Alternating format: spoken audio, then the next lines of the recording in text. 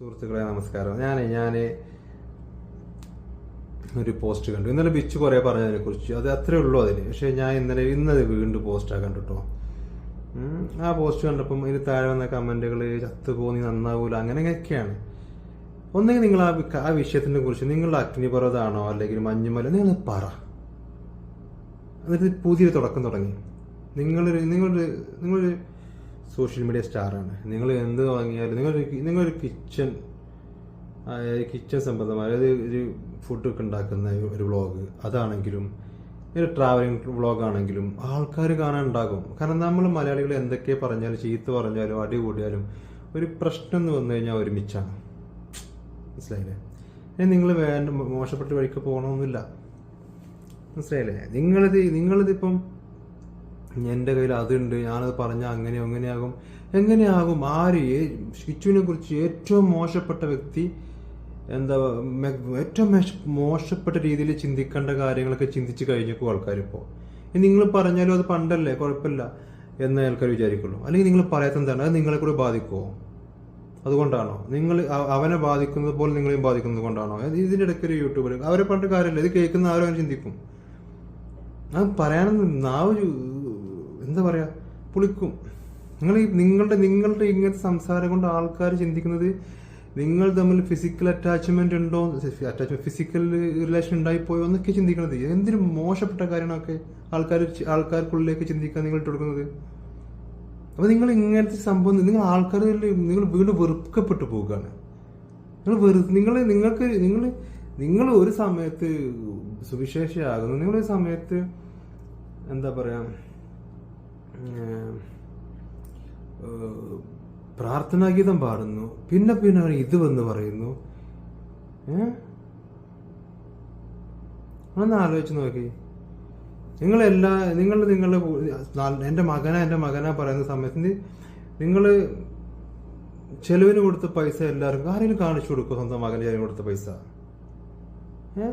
നിങ്ങൾ ഒരു യൂട്യൂബറൊക്കെ ഒന്നല്ല, പല യൂട്യൂബേഴ്സും കിച്ചുവിനെ കുറിച്ച് നിങ്ങൾ പറഞ്ഞു കഴിഞ്ഞാൽ അവരൊക്കെ ഇതെങ്ങനെയാ അറിയുന്നത്? നിങ്ങൾ പറഞ്ഞിട്ടല്ലേ? സ്വന്തം മകനായിട്ട് നിൽക്കുന്നത്, തന്റെ ഭർത്താവായിരുന്ന ഒരാളുടെ മകനെ കുറിച്ച് നിങ്ങളുടെ ആ ഇൻഫർമേഷൻ കൊടുക്കും. മോശമല്ലേ അതൊക്കെ? തന്റെ മകനെ കുറിച്ച് എന്താണെങ്കിലും കൊടുക്കാം വരുന്നോ? അത് അങ്ങനെയൊക്കെ ചിന്തിക്കുമ്പോൾ ആൾക്കാർക്ക് നിങ്ങളോടുള്ളൊരു ഇതെന്തായിരിക്കും? എന്നെ വെറുക്കാൻ ഞാൻ തന്നെ കാറുണ്ടാക്കി കിട്ടിട്ട് എന്നെ എല്ലാവരും അറ്റാക്ക് ചെയ്യുന്നത് ഞാൻ പറഞ്ഞാല് അതിലെന്താ ലോജിക്കുള്ളത്? അതിന് കാരണക്കാരൻ ഞാനല്ലേ? എനിക്കൊരു പ്രശ്നം ഉണ്ടായാൽ അതിന്റെ ഉത്തരവാദി ഞാനല്ലേ? അത് ഞാൻ കിടന്ന് കരഞ്ഞിട്ടോ ആൾക്കാരെ വെച്ചിങ്ങാണ്ട് എനിക്ക് വേണ്ടി സംസാരിപ്പിച്ചിട്ടോ കാര്യമുണ്ടോ? അതല്ലേ നിങ്ങളും ചെയ്യണത്. അതൊന്ന് മനസ്സിലാക്കൂ നിങ്ങൾ ആദ്യം ഒന്ന്. ചില സമയത്ത് പാവം തോന്നും, ചില സമയത്ത് അഭിനയിക്കാൻ തോന്നും, ചില സമയത്ത് മുഖം പൊടിക്കണ ഓരോന്നാ തോന്നും ചുമരുമല്. ഇതെല്ലാം കൂടി ചെയ്തങ്ങാണ്ട് ഒന്ന് ന്യായീകരിക്കണമുണ്ടല്ലോ. ഇതിന് സപ്പോർട്ട് ചെയ്ത് കുറെ ആൾക്കാർ, നിങ്ങളുടെ വാലുകളുണ്ടല്ലോ, കുറെ നിങ്ങളെ കുറ്റം പറയും.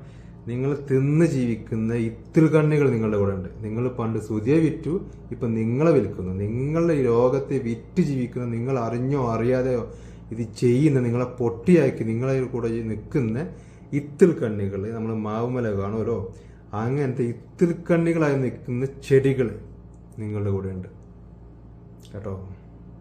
നിങ്ങൾക്ക് 5 10 തന്നാൽ നിങ്ങൾ സമ്മതിക്കും. പക്ഷെ അവർക്കത് കിട്ടുന്നത് പൈസ ഒരുപാടായിരിക്കും. പക്ഷെ നിങ്ങൾക്ക് 5 10 കിട്ടുമ്പോൾ നിങ്ങൾക്ക് ഡാമേജ് ആകുന്നത് നിങ്ങളുടെ ഇമേജാണ്. അത് മനസ്സിലാക്കിയാൽ നിങ്ങൾക്ക് നല്ലത്. ഞമ്മക്ക് കുഴപ്പമൊന്നുമില്ല, നമ്മളിതാക്കണ നമ്മളെന്ന് പറഞ്ഞപ്പോൾ ഞങ്ങൾ വേറെ ഒന്നും വിചാരിക്കില്ല കേട്ടോ. എനിക്ക് കുഴപ്പമൊന്നുമില്ല. ഞങ്ങളൊക്കെ എന്ന് പറഞ്ഞാൽ ഈ സോഷ്യൽ മീഡിയയിൽ വേറെ ഞാനൊന്നല്ല കേട്ടോ, ഇടുതിരുന്ന ആൾക്കാർ എന്താ പറയാ, ഇതില്ലെങ്കിൽ വേറെ എന്ന് പറഞ്ഞുകൊണ്ടൊക്കെ പോകും. അല്ലെങ്കിൽ ഇല പച്ച പൂക്കൾ മഞ്ഞെന്ന് പറഞ്ഞ് നടക്കും. നിങ്ങളുടെ കാര്യം നോക്കി. നിങ്ങൾ ഒരവസരമാണ് നിങ്ങൾക്ക് കിട്ടുന്നത്. നമുക്കൊരടി കിട്ടുന്നത് എന്തിനറിയോ? എന്തുകൊണ്ട് കിട്ടി? നമുക്കിനി ആ അടിനി വാങ്ങണ്ട, നമ്മൾ നേരെ അടക്കുക. അതിനാണ് ഒന്ന് ചെയ്ത് നോക്കി. അങ്ങനെ മുന്നോട്ട് പോയി നോക്കി.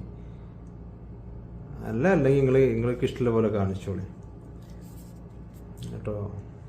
നമ്മൾ എത്ര സ്നേഹിച്ചാലും നമ്മളെ മക്കൾക്ക് നമ്മളെ മക്കളെ അഭിമാനത്തിന് ക്ഷത ഏൽപ്പിക്കുന്ന രീതിയിലൊരു അച്ഛനോ അമ്മയോ ചെയ്തു കഴിഞ്ഞാൽ മക്കൾക്ക് അതെങ്ങനെ ബാധിക്കും നമുക്ക് പറയാൻ പറ്റില്ല. ഇതൊക്കെ ഒരു കൂട്ടർ പറഞ്ഞു കഴിഞ്ഞതാണ്, ഞാൻ പറയുന്നില്ല. ഓക്കെ, എന്നാൽ ഞാൻ നിങ്ങൾക്ക് വേണ്ടി ഒരു വീഡിയോ പോലെ ഇട്ടതാണത്. ഒന്നെങ്കിൽ നിങ്ങളൊക്കെ പറഞ്ഞങ്ങാണ്ടാണ് അവസാനിപ്പിച്ചത്. പുതിയ തുടക്കം തുടങ്ങി, എല്ലാവരും ഒന്ന് തുടങ്ങട്ടെ. ഓക്കെ, എന്നാൽ ശരി, പോട്ടോ, നമസ്കാരം.